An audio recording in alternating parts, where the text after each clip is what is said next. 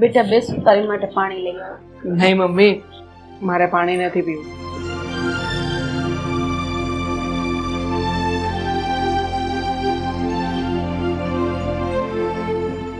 બેટા, તે ઓફિસમાં તારા સાહેબને વાત કરી? એ લોન આપે એમ છે કે નહીં? હા પપ્પા, મેં મારા સરને વાત કરી હતી, પણ એમણે ચોખ્ખી ના પાડી દીધી. મને કહ્યું કે આપણે કોઈ પણ કર્મચારીને આ રીતે કોઈ પણ પ્રકારની લોન નથી આપી. તો હવે પછી આપણે શું કરશું? હા, તમારા ભાઈને 1 મહિનાની મુદત આપી હતી કે 1 મહિનામાં અમે 5 લાખ રૂપિયા ચૂકવી દઈશું. તો ક્યાંથી લાવશું આટલા બધા રૂપિયા? કેવી રીતે જોગવાઈ કરશું? મમ્મી, કાકા આટલો સમય તો ખમ્યા છે ને, તો શું 4-5 મહિના હજી વધારે નહીં ખમી શકે?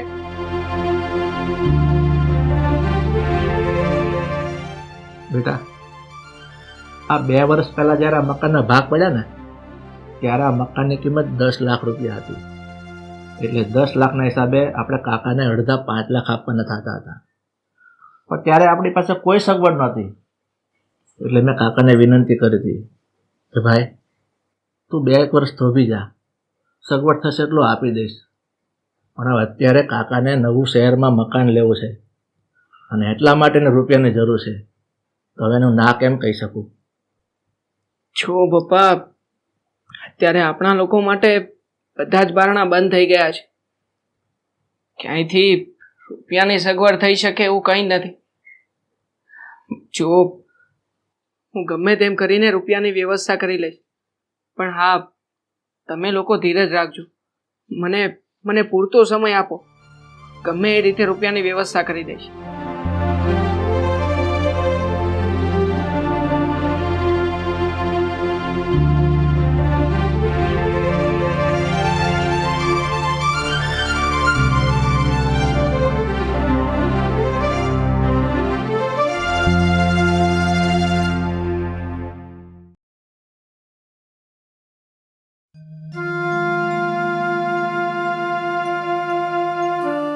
કાલે રાત્રે નિધિ મને વાત કરતી હતી કે મમ્મી આપણા બંનેના ઘરેણાં વેચી દઈએ અને 5 લાખ રૂપિયા જેવું આવી જ જશે. જો તમે હા પાડો ને તો દાગીના વેચી દઈએ. રાધા, તું આ કેવી ગાંડા જેવી વાત કરે છે? અરે આમ કઈ ઘરેણાં વેચીને થોડા વ્યવહાર કરાય?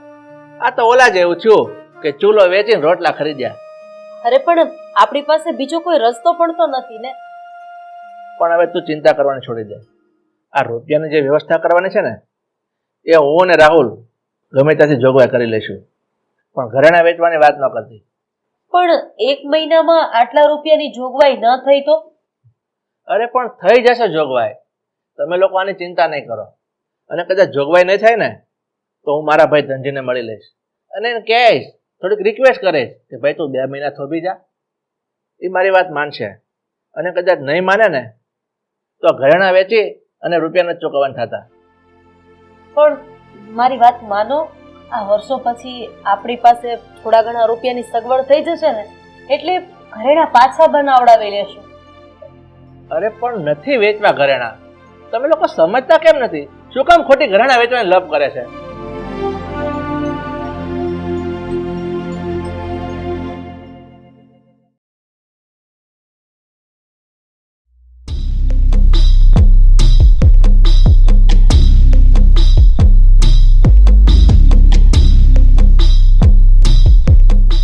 હું છે ભાઈ આ બધું? આજનો વાયદો આપેલો ને તને, કેમ પૈસા નહીં આપ્યા? એ બધું હું નથી જાણતો. 5 દિવસની અંદર મને મારા રૂપિયા જોઈએ, નહીં તો આ તારા મકાનની ફાઇલ મારી પાસે છે, ખબર છે ને તને? વેચી નાખીશ મકાન અને તું કઈ કરી પણ નહીં શકે મને. સમજી ગયો ને? જો ભાઈ, એ કઈ મારે સાંભળવું નથી. આ તારો છેલ્લો વાયદો છે, નહીતર હું કઈ પણ કરી નાખીશ, તને ખબર છે ને?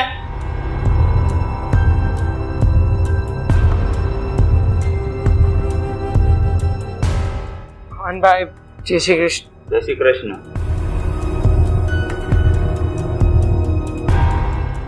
અરે રાહુલ, તું આજે મારા ઘરે ક્યાંક ઘર તો નથી ભૂલી ગયો ને?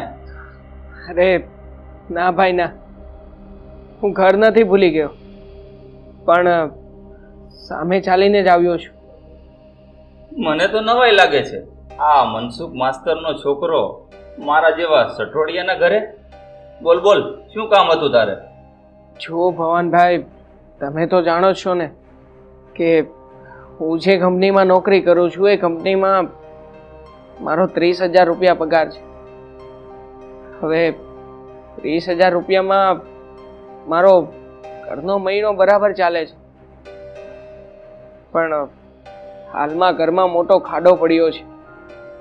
જુઓ, આજથી 2 વર્ષ પહેલા અમે વાયુ ભાગે રહેતા હતા અને ત્યાર પછી અમારે બધી સંપત્તિના ભાગલા પડ્યા, જેમાંથી ઘર મારા ભાગે આવ્યું. હવે એ ઘર પેટે મારે 5 લાખ રૂપિયા મારા કાકાને દેવાના છે. પ્રોબ્લેમ એ આવ્યો છે કે આટલી મોટી રકમની જોગવાઈ મારાથી થઈ શકે એમ નથી. અચ્છા, તો આનો મતલબ એમ થયો કે હું તને વ્યાજે રૂપિયા આપું, એમ જ ને? હા ભવાનભાઈ, મને ખબર છે કે તમે સટ્ટો તો રમાડો છો અને એની સાથે સાથે વ્યાજ વટાનું પણ કરો છો, માટે મને 5 લાખ રૂપિયાની જોગવાઈ કરી આપો ને, હું એનું વ્યાજ પણ ચૂકવી દઈશ તમને.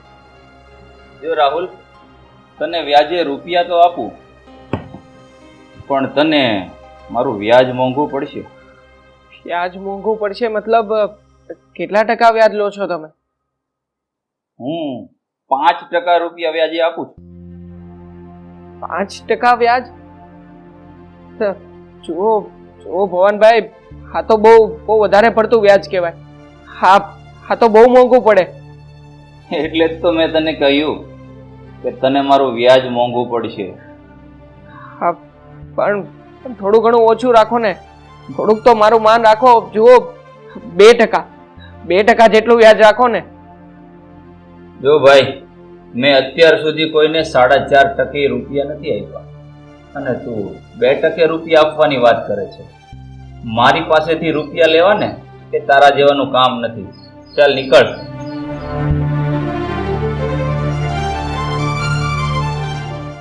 પણ હા, એક રસ્તો છે મારા પાસે, તું કહે તો બતાવું. રસ્તો? મતલબ શું રસ્તો છે? બોલો ને ભવનભાઈ.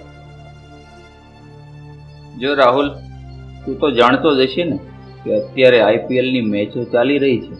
હા. અને રમવા વાળા ધોમ સટ્ટો રમે છે.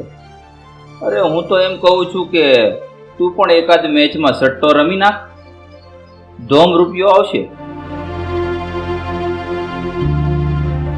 જો ભવનભાઈ, મેં કોઈ દિવસ મેચ જોઈ જ નથી. મેચ વિશે હું કંઈ પણ જાણતો નથી અને ક્યારેય પણ હું આ મેચનો સટ્ટો રમ્યો પણ નથી. એટલે આ સટ્ટો કેવી રીતે રમવો એના વિશે મને કોઈ જાણ નથી.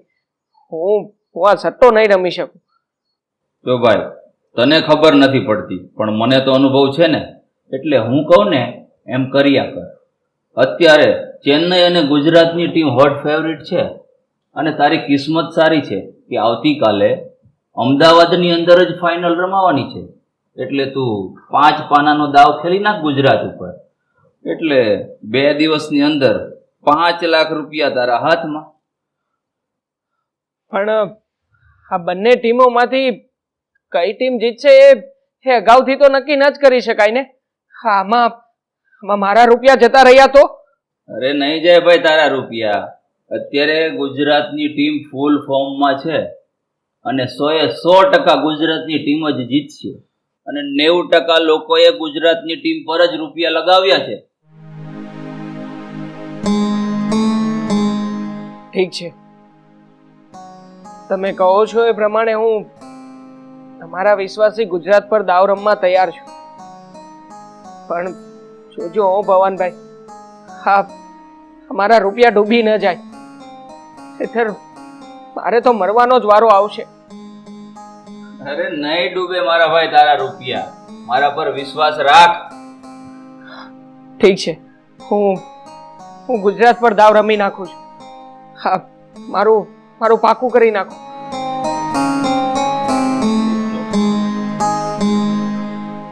હા ભાઈ, ગુજરાત પર 5 પાનાનો દાવ ફેલી નાખ. હા.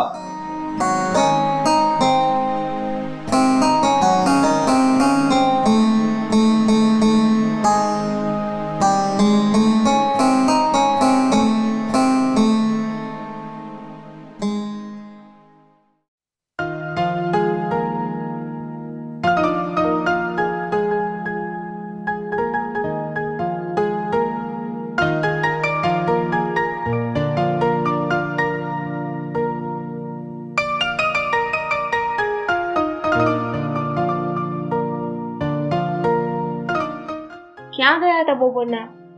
પૈસા ગોતવા ગયા હતા? હા, હું રૂપિયા ગોતવા માટે મારા ભાઈબંધના ઘરે ગયો હતો. સાલી તકલીફ હોય ને ત્યારે જ કોઈ કામમાં નથી લાગતું. મતલબ કે તમારા ભાઈબંધે પૈસા આપવાની ના પાડી દીધી, એમ જ ને? હા, મને કોઈ પણ ભાઈબંધ પાસેથી રૂપિયાની જોગવાઈ થઈ શકે એવું નથી લાગતું. મને પણ નથી લાગતું કે તમે એટલા બધા પૈસા ભેગા કરી શકો. તમે જ વિચારો ને, આટલી મોટી રકમ કોણ આપશે આપણને?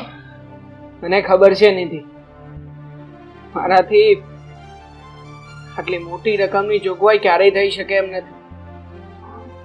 અને એટલા માટે જ મેં ક્રિકેટનો સટ્ટો રમવાનો વિચાર કર્યો છે. રાહુલ, આ શું બોલો છો તમે? ક્રિકેટનો સટ્ટો રમવો છે તમારે? તમારું મગજ તો ઠેકાણે છે ને? તો શું કરું હું બીજું? ક્યાંથી લાવીશું આટલા બધા રૂપિયા? આટલા બધા રૂપિયાની જોગવાઈ હું કદાચ 1 વર્ષ મહેનત કરીશ ને તો પણ નહીં કરી શકું. એટલે આના સિવાય મારી પાસે બીજો કોઈ જ ઉપાય નથી.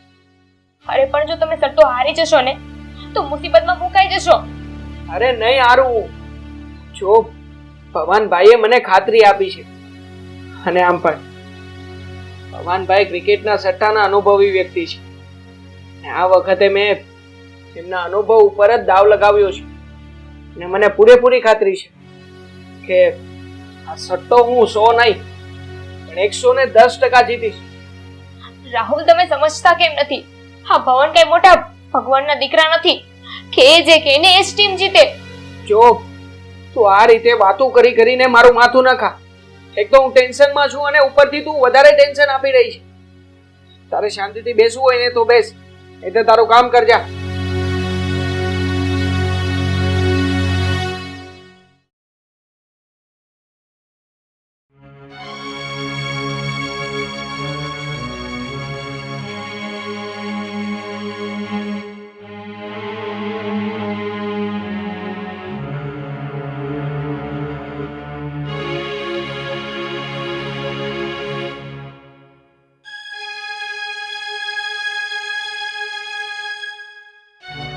ભવાનભાઈ, શું કામ બોલાવ્યો છે મને અહીંયા?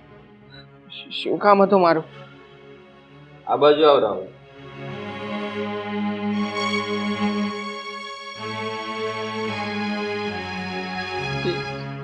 જો ભાઈ, તું ભલે મેચ ન જોતો હોય પણ તને સમાચાર તો મળી જ ગયા હશે ને કે ગઈકાલે ગુજરાતની ટીમ મેચ હારી ગઈ છે.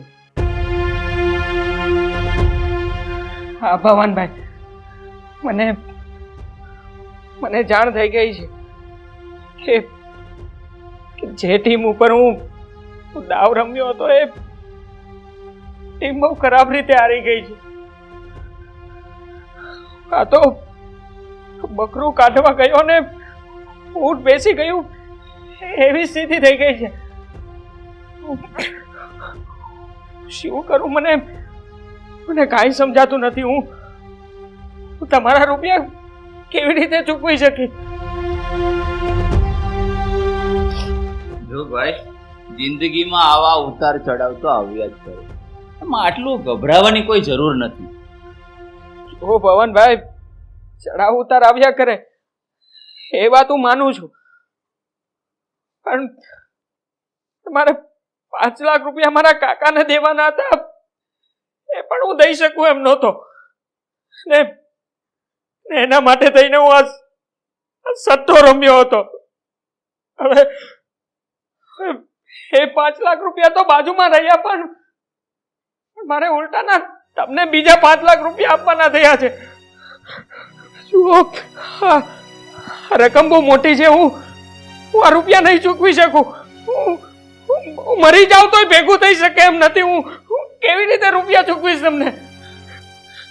જો ભાઈ, સટ્ટા બજારની દુનિયામાં ઉધારી હાલતી નથી, અને તારા નામના 5 લાખ રૂપિયા મેં મુંબઈ ડબ્બામાં ભરી દીધા છે, અને આ 10 દિવસની અંદર મને મારા 5 લાખ રૂપિયા જોઈએ, નહીતર તારી કે તારા પપ્પાની શરમ નહીં ભરું. સમજી ગયો?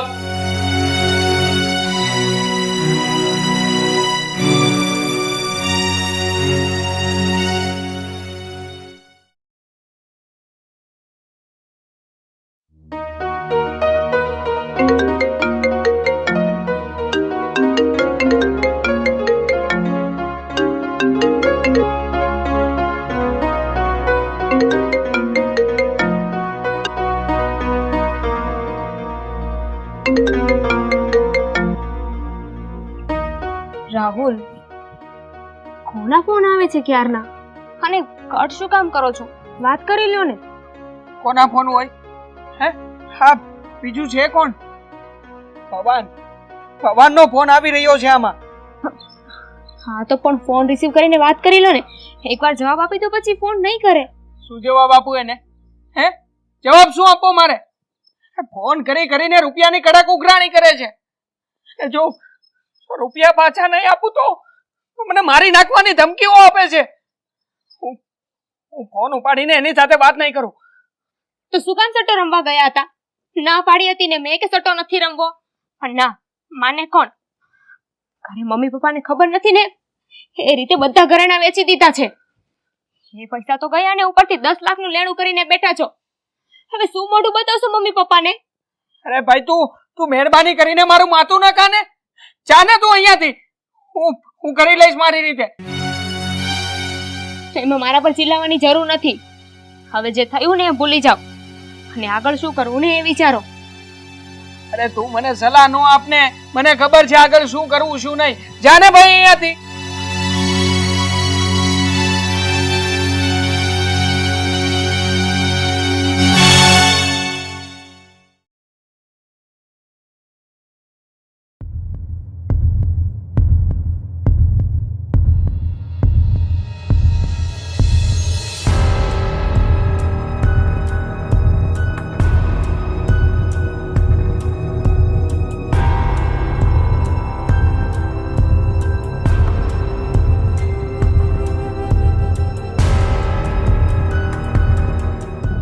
કેવો માણસ છે!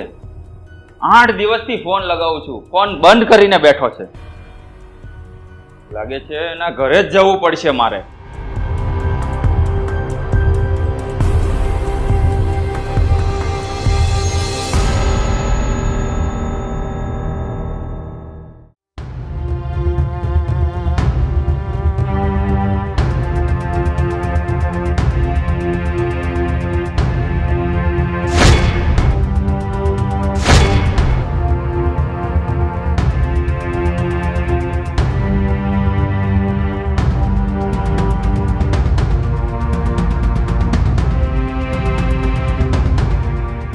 મનસુખભાઈ, રાહુલે શું કર્યું?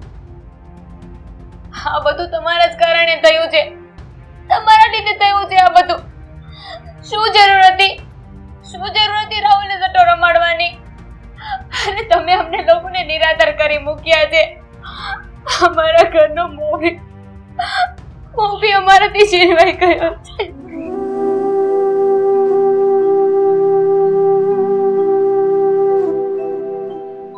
મમ્મી, સાહેબે કીધું છે મારે સ્કૂલની ફી ભરવી પડશે, નહીંતર મને સ્કૂલમાંથી કાઢી નાખશે.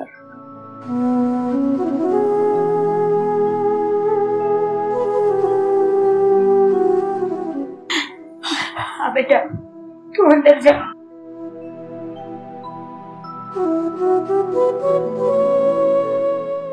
નિધિબેન, હું માનું છું કે મારા કારણે જ રાહુલનું મૃત્યુ થયું છે, અને મારે રાહુલને સટ્ટો ન રમાડવો જોઈએ.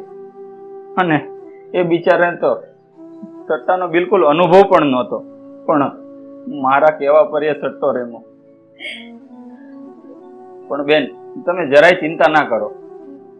મારે રાહુલ પાસે જે રૂપિયા લેવાના છે ને, એ હવે મારે નથી જોઈતા. માની લીધું કે તમે 5 લાખ રૂપિયા તો માફ કરી દીધા અને તમે પૈસા વાળા છો, પણ એક માએ પોતાના દીકરાને 9 મહિના પોતાની કુખમાં રાખ્યો, એની કિંમત ચૂકવી શકશો તમે? નહીં. એક માએ પોતાના દીકરાને છાતીએ વળગાડીને એનું ધાવણ દવડાવ્યું, એની કિંમત ચૂકવી શકશો તમે? નહીં. અરે અમારા લોકોની ઘડપણની લાકડી તમે છીનવી લીધી, એની કિંમત ચૂકવી શકશો તમે?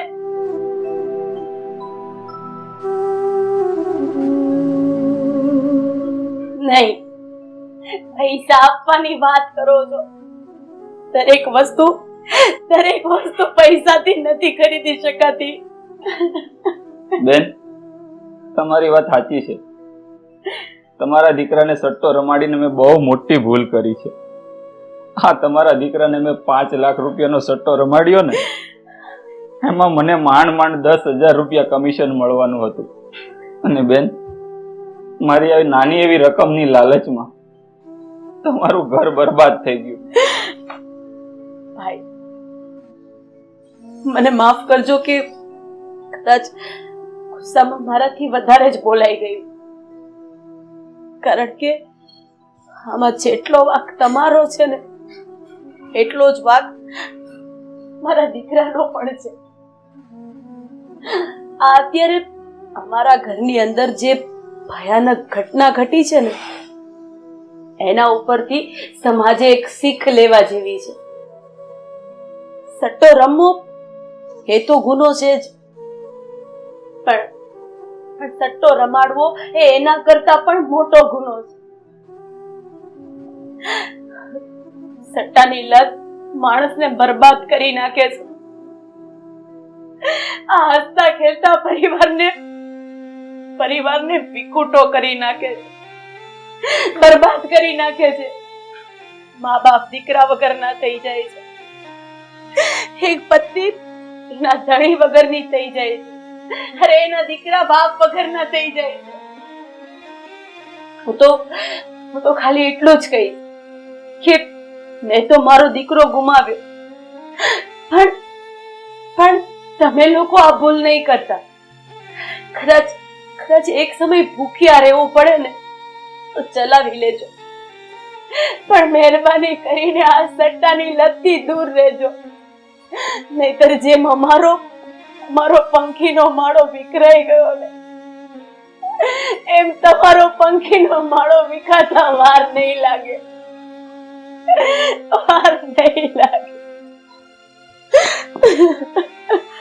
મને માફ કરજે દોસ્ત. હું તારો અને તારા પરિવારનો ગુનેગાર છું.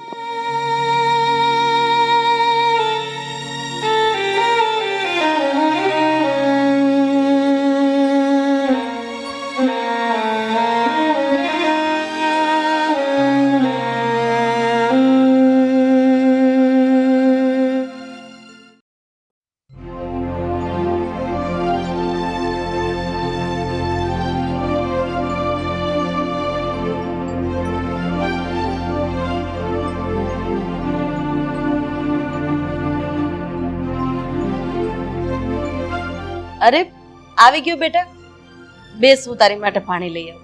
નહીં મમ્મી, પાણી નથી પીવું.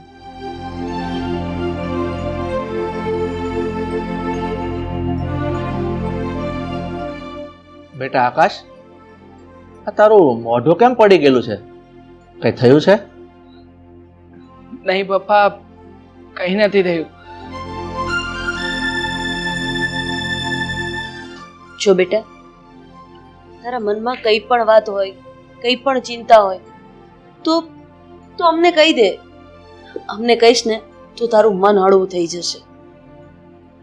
હા બેટા, આ તારી મમ્મીની વાત ખરી છે. તને જે કઈ તકલીફ હોય એ ખુલીને અમને વાત કર, તેનું કઈ નિરાકરણ આવે. પપ્પા, વાત એવી છે કે આજે મારા બોસે મને ઓફિસમાં બોલાવ્યો હતો. ઓફિસમાં બોલાવીને એમણે વાત કરી કે અત્યારે માર્કેટમાં મંદી ચાલી રહી છે અને આપણી કંપની પણ આ મંદીનો સામનો કરી રહી છે. એટલા માટે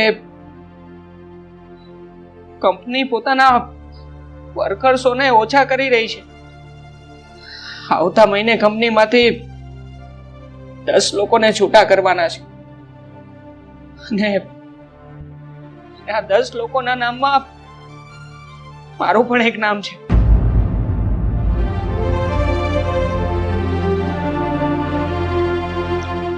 એવી વાત છે એમ ને બેટા? પપ્પા, ચિંતાની વાત તો એ છે કે આ મંદીનો માર અત્યારે બધી જ કંપનીઓ ઉપર પડી રહ્યો છે. એટલે આ કંપનીમાંથી જો હું છૂટો થઈ ગયો કે અને કાઢી મૂક્યો પછી મને બીજી નોકરી મળવી મુશ્કેલ થઈ જશે. બેટા આકાશ, તો આમ ઉદાસ નહીં થઈ જા. જિંદગીની અંદર આવા ઉતાર ચઢાવ તો આવ્યા જ કરે છે, પણ તું ચિંતા નહીં કરતો. આ પરિવારના દરેક સભ્ય તારી સાથે જ છે. હા બેટા, તારા પપ્પા સાચું જ કહે છે. તું ચિંતા મૂકી દે અને એમ હતાશ ન થાય. આપણે બધા એકબીજાની સાથે જ છીએ ને. તું એક કામ કર, આને બેડરૂમમાં લઈ જા અને આરામ કરાવ. પછી આપણે આ બાબતે વાત કરીએ. બેટા, મેં કીધું ને, પછી આ બાબતે વાત કરીએ. જા, તું આરામ કરી.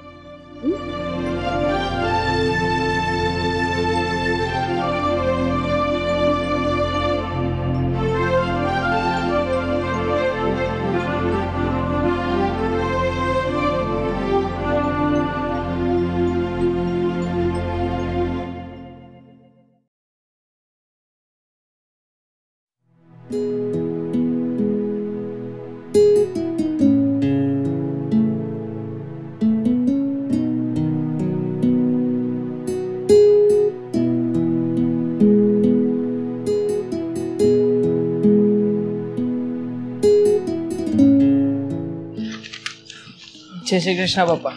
જય શ્રી કૃષ્ણ. પપ્પા, હું ઓફિસે આવું છું. બેટા, તું ઓફિસે જાય છે, પણ અહીંયા બેસ. મારે થોડુંક કામ છે તારું. હા.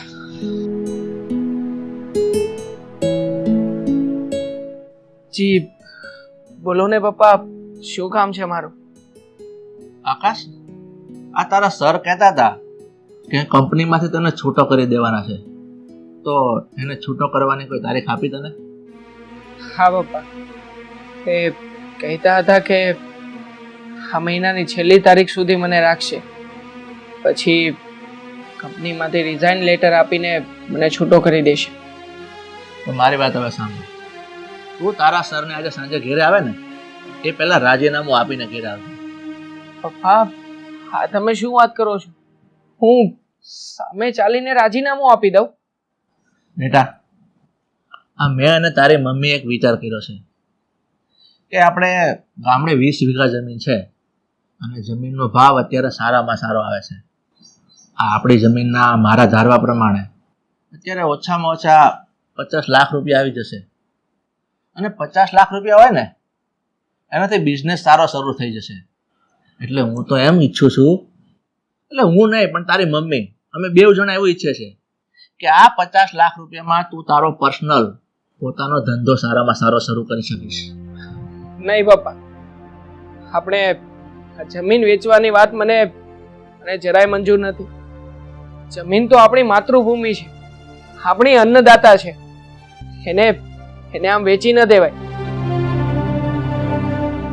બેટા, અમે પણ સમજીએ છીએ કે જમીન તો આપણી માં કહેવાય, પણ આ સંકટ સમયે જે ઉપયોગી બને ને એને જ સાચા અર્થમાં માના આશીર્વાદ કહેવાય.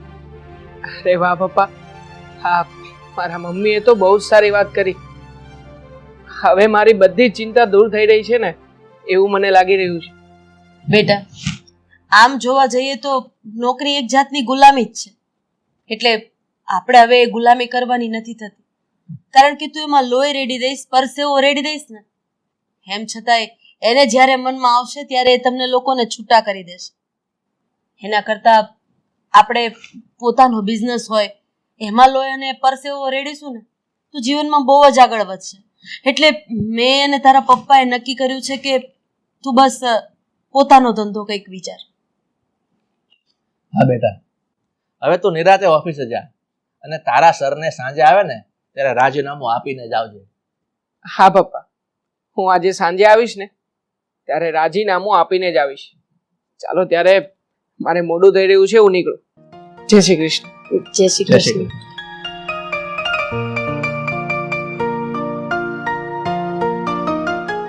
જોયું, આપણા દીકરાના ચહેરા ઉપર આજે કંઈક અલગ જ ખુશી દેખાય. હા, 2 દિવસથી બિચારો ચિંતામાં હતો અને એને જોઈને મારો જીવ બળતો હતો. હા રાધા, મારી એક જમીન દલાલ સાથે વાત થઈ ગઈ છે, એટલે હું કાલે જ ગામડે જાઉં છું અને જમીનનો સોદો પાર પાડી અને પછી હું આવીશ. પણ મારે કમસે કમ આવતા 2 દિવસ થઈ જશે. કઈ વાંધો નહીં.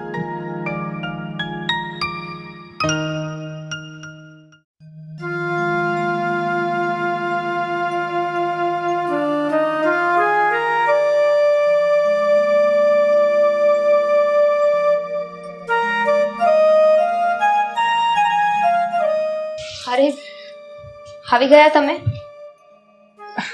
શું થયું? રાજીનામું આપી દીધું તમે? હા, આજે તો બોસને સામે ચાલીને રાજીનામું આપી દીધું છે. તો તમારા સરે કંઈ કહ્યું નહીં? અરે મારા સર તો ચોંકી જ ગયા.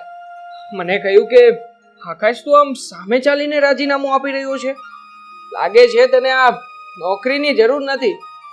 મેં પણ સરને કહી દીધું, હા નોકરીની જરૂર તો મારે પણ છે, પણ હું બીજાની જેમ તમારી પાસે આવીને આમ હાથ પગ જોડીને તમારી સામે કરગરીશ નહીં. હું નોકરી કરીશ તો પણ વર્થથી અને છોડીશ તો પણ વર્થથી. અરે તું માનીશ નહીં, મારી આ વાત સાંભળીને સર એકદમ ચોંકી ગયા, એકદમ ચૂપ. આકાશ, મારે પણ તમને કંઈ કહેવું છે. શું કહેવું છે? મેં વિચાર્યું છે કે હવે હું પણ નોકરી કરીશ. આ તો શું વાત કરે છે? તું નોકરી કરીશ? નહીં, તારે નોકરી કરવાની કોઈ જરૂર નથી. હા આકાશ, એમાં શું વાંધો છે? હું નોકરી કરીશ. હા, પપ્પા ગામડાની જમીન વેચશે, જમીન વેચાશે ને પછી પૈસા આવશે અને એ પૈસાથી અમે બિઝનેસ કરશું. હા, પ્રોસેસ બહુ લાંબી છે, આમાં સમય લાગશે. આકાશ, તમને ખબર છે ને આપણું ઘર તમારા એકના પગાર ઉપર ચાલે છે અને હવે તમારી નોકરી પણ છૂટી ગઈ છે, તો આપણું ઘર કેવી રીતે ચાલશે? ઘરનો ખર્ચો કઈ રીતે નીકળશે? જો તારી બધી વાત સાચી, પણ તું નોકરી કરવા જશે ને એ વાત મને નહીં ગમે. મને નથી મંજૂર તારી આ વાત. અરે આકાશ, પણ એમાં વાંધો શું છે? આજકાલની ઘણી છોકરીઓ નોકરી કરે છે અને મારે ક્યાં કાયમ નોકરી કરવી છે? તમારો બિઝનેસ સેટ થઈ જશે, બધું રેડી થઈ જશે, પછી હું નોકરી મૂકી દઈશ. ઠીક છે, વાંધો નહીં, તું નોકરી કરજે. ઓકે? હા, હવે તમે શાંતિથી બેસો, હું થોડુંક કામ કરી લઉં, પછી જમીએ. આ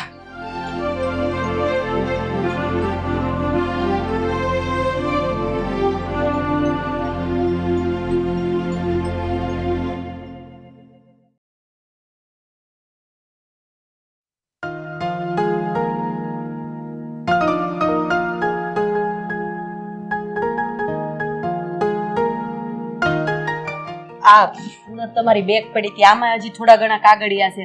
અને સાંભળો, કાગળિયું એ કઈ પડી ન જાય, હાચવીને લઈ જાજો. હા ભાઈ, હા મને એટલે નહીં ખબર પડતી હોય, તું ઉપાધિ કરીમાં એક એક કાગળિયું આમ તેમ નહીં થાય. ખબર તો પડે જ છે, પણ આ તો મેં કીધું. કેમ પપ્પા, ક્યાંય બહાર જાવ છો? હા બેટા, આજે હું ગામડે જાઉં છું આ આપણી જમીનનો સોદો કરવા, અને 2 દિવસમાં હું પાછો આવતો રહીશ.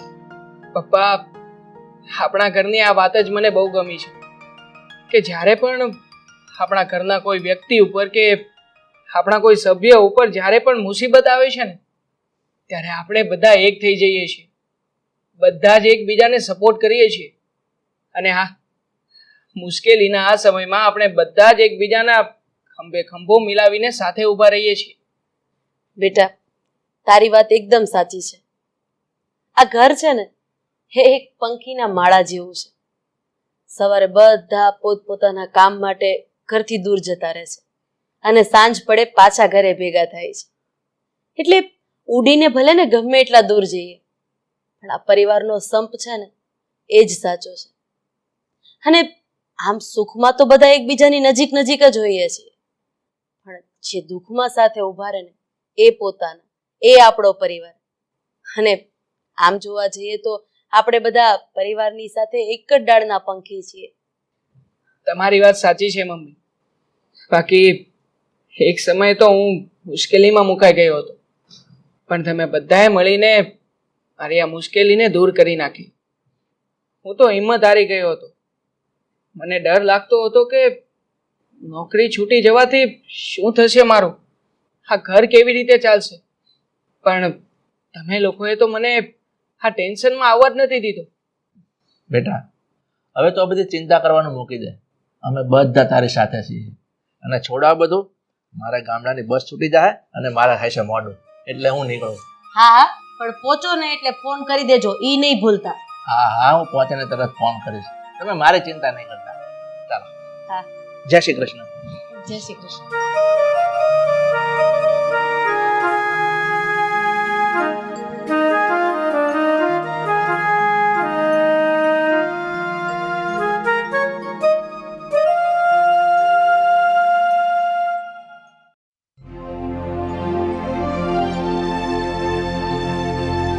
શું કરે છે બેટા? કઈ નહીં મમ્મી, આ થોડું ઘણું કામ બાકી હતું ને એ કરતી હતી. કઈ કામ છે તમારે? હા બેટા, મારે તારો આભાર માનવો હતો. આભાર? શેનો આભાર? આ કેવી વાત કરો છો તમે? બેટા, આકાશની નોકરી છૂટી ગઈ, એ બિચારો ખૂબ જ ચિંતામાં હતો. પણ તે એને ત્યારે એવું કીધું કે તમે ચિંતા નહીં કરો, હું નોકરી કરીશ. અરે, ઘર ચલાવવામાં હું મદદ કરીશ. અને તારા આ નિર્ણયથી આકાશની ચિંતા તો ઓછી થઈ ગઈ, પણ સાથે સાથે મારી અને તારા પપ્પાની ચિંતા પણ તે ઓછી કરી નાખી. મમ્મી, એમાં શું નવાઈ કરી છે મેં? હું આ ઘરની વહુ છું ને, એટલે આ ઘરની સંભાળ લેવી ને એ મારી પહેલી ફરજ છે. અને એમ પણ ઘરના કોઈ સદસ્યને પ્રોબ્લેમ હોય, તકલીફ હોય તો એમનો સાથ આપવો, એમનો સહકાર આપવો અને ખભેથી ખભો મેળવવો, આ મારી પહેલી ફરજમાં આવે છે. બેટા, આ તું નહીં, પણ તારા સંસ્કાર બોલે છે. બાકી આજના જમાનામાં કઈ દીકરી પોતાના સાસરિયા માટે વિચારે છે? એના પિયરિયાનું વિચારવામાંથી જ નવરી નથી થતી. અને ખરેખર તારા જેવી દીકરી જો દરેક ઘરની વહુ બની જાય ને તો એ ઘરને મંદિર અથવા સ્વર્ગ બનતા કોઈ નહીં રોકી શકે. બસ બસ મમ્મી, હવે બહુ તારીફ ના કરો, નહીં તો છે ને હું ખોટી ફૂલાઈ જઈશ. સારું, તું તારું કામ પતાવ, હું તને ડિસ્ટર્બ નથી કરતી. હા.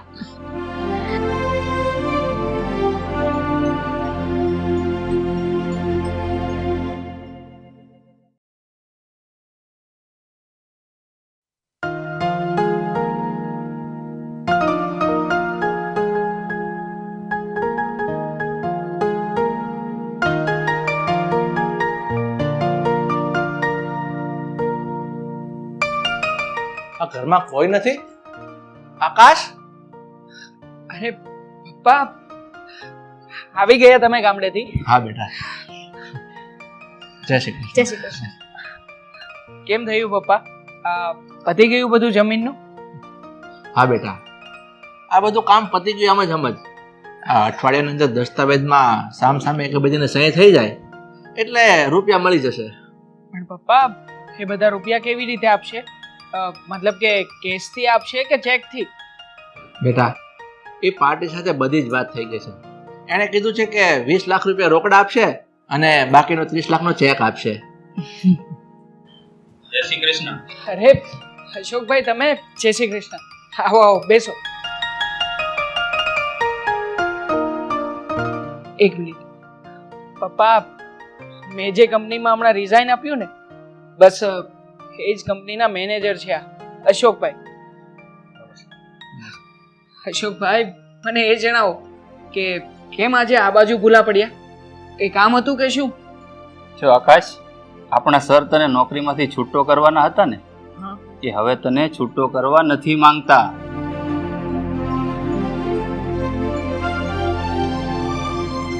જો આકાશ, આપણા સર છે ને તારી જેવા ઈમાનદાર અને મહેનતુ કર્મચારીને ખોવા નથી માંગતા. એટલે હું અહીંયા તારા માટે અપોઇન્ટમેન્ટ લેટર લઈને આવ્યો છું.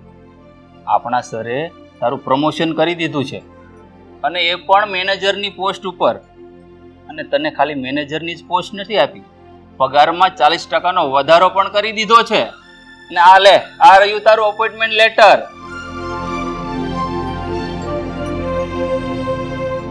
અરે અરે અશોકભાઈ, મને વિશ્વાસ જ નથી આવતો.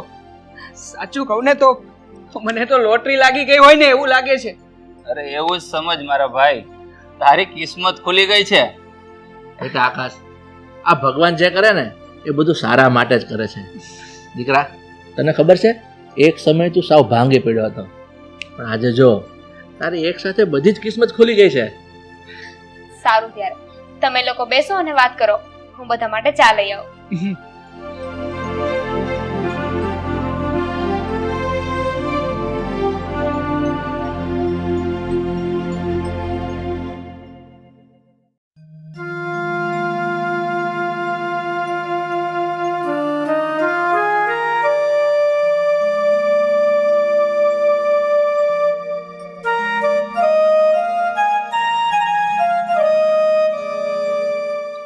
પપ્પા, મમ્મી, આજે મને આશીર્વાદ આપો. આજે મારી નોકરીનો પહેલો દિવસ છે કે હું ફરીથી મારી કંપનીમાં જોઈન થઈ રહ્યો છું. જય શ્રી કૃષ્ણ. જય શ્રી કૃષ્ણ. જય શ્રી કૃષ્ણ. બેસ બેટા. બેટા, અમારા આશીર્વાદ તો સદાયને માટે તારી સાથે જ છે. અને હું તો આજે એટલી ખુશ છું કે વાત જ ન પૂછ. મારા દીકરાને મેનેજરની પોસ્ટ મળી ગઈ છે. આપણી કુળદેવીએ આપણા મનની વાત સાંભળી લીધી છે. બેટા, હવે તો ખુશીથી આગળ વધ. તું કોઈ જાતની ચિંતા રાખતો નહીં. અમે બધા હંમેશા તારી સાથે જ છીએ. હું શું કહું છું કે આ તમે ગામડે જમીન વેચવાની વાત કરતા હતા, એ હવે આપણે બંધ રાખી દેવું જોઈએ. કારણ કે આપણી ભૂમિકાએ આપણા મનની વાત સાંભળી લીધી છે અને આપણી માથે આવેલા સંકટને ટાળી દીધું છે. અરે, તું જમીન વેચવાની હવે વાત ક્યાં કરે છે? આ વાતને મેં ટાળી જ દીધી છે. તમને કોઈને ખબર નથી. ગઈકાલે રાતે જ મેં પાર્ટીને ફોન કરી દીધો છે કે ભાઈ, અમારે હવે જમીન નથી વેચવી, અને એ રાજી થઈ ગયો છે કે ભાઈ કોઈ વાંધો નહીં. એટલે તમે આ બધી ચિંતાઓ મૂકી દો. ખરેખર આ તો બહુ સારી વાત કહેવાય. ભગવાને આપણી બધી જ લાજ રાખી લીધી. બેટા, આજે એક વાત તો ખાસ સમજવા જેવી છે. આ પરિવારને વ્યાખ્યા કઈ કહેવાય ખબર છે? કે પરિવારના સભ્યને કોઈને પણ કઈ દુઃખ હોય ને તો એના દુઃખે સૌ દુઃખી થઈ જાય, અને પરિવારના સભ્યને કોઈ પણ સુખ હોય તો એ સુખમાં બધા સામેલ થઈ જાય. અને હું તો એટલું જ કહીશ, આ દુનિયાથી થાકેલો માણસ હોય ને એને ફક્ત ને ફક્ત શાંતિ ઘરમાં જ મળે છે, પણ જો ઘરથી થાકેલો હોય ને તો એને દુનિયામાં ક્યાંય શાંતિ મળતી નથી. તારા પપ્પાની વાત એકદમ સાચી છે. અત્યારે ઘણા એવા પરિવારો છે કે જ્યાં સુખ, વૈભવ બધું જ છે, પણ ઘરની અંદર શાંતિ નથી, એકતા નથી, સંપ નથી. એના કારણે વૈભવ તો ઘણો છે, પણ રાત્રે જ્યારે સુવા જાય ને ત્યારે મનની શાંતિને બહાર શોધે છે. પણ હું તો એટલું જ કહું છું કે ઘરના બધા પરિવારના સભ્યોએ આ અલગ છે, આ અલગ છે એવું ન માનવું જોઈએ.